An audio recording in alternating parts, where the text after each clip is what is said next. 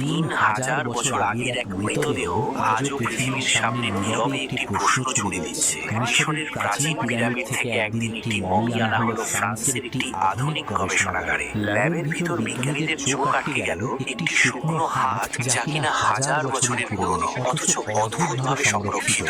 ভয় আর বিস্ময়ে অনেকেই ল্যাব ছেড়ে বেরিয়ে গেলেন। শেষ পর্যন্ত এগিয়ে এলেন একজন বিখ্যাত ফরেনসিক বিশেষজ্ঞ, ডক্টর মরিস বুকাইলি। তিনি মমিটির দেহ পরীক্ষা করতে শুরু করলেন, আর যতই পরীক্ষা করলেন ততই অবাক হতে লাগলেন।